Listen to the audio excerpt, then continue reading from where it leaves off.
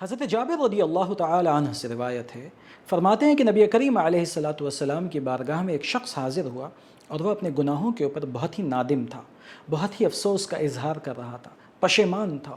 نبی کریم علیہ الصلاۃ والسلام نے اس سے ارشاد فرمایا کہ تم یہ دعا پڑھو، اللہم مغفرتک اوسع من ذنوبی ورحمتک ارجى عندی من عملی۔ اس حدیث مقدسہ میں جو یہ دعا پڑھی گئی، اس کا معنی یہ ہے کہ اے اللہ، تیری مغفرت میرے گناہوں سے زیادہ وسیع ہے اور مجھے اپنے اعمال کے بجائے تیری رحمت کی زیادہ امید ہے۔ اس شخص نے جب ان الفاظ کو ادا کیا تو نبی کریم علیہ الصلاۃ والسلام نے اسے حکم دیا کہ دوبارہ پڑھو۔ اس نے دوبارہ پڑھا۔ نبی کریم علیہ الصلاۃ والسلام نے اسے پھر حکم دیا، دوبارہ پڑھو۔ اس نے دوبارہ پڑھا۔ نبی کریم علیہ الصلاۃ والسلام نے پھر اسے مخاطب کر کے ارشاد فرمایا، کھڑے ہو، اللہ نے تمہاری مغفرت کر دی، اللہ نے تمہیں بخش دیا۔ اس حدیث مقدسہ سے ہمیں جو بات سمجھنی چاہیے وہ یہ ہے کہ توبہ کی اصل حقیقت ہی ندامت اور شرمندگی ہے۔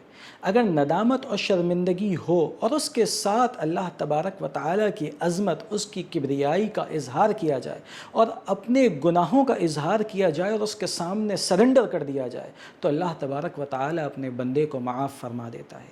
لہٰذا انہیں صرف ظاہری الفاظ کے طور پہ ادا نہیں کرنا بلکہ پورے شعور کے ساتھ ادا کرنا ہے اور ندامت اور شرمندگی کا اظہار کرنا ہے، تاکہ اللہ تبارک و تعالیٰ ہمارے گناہوں کو معاف فرما دے۔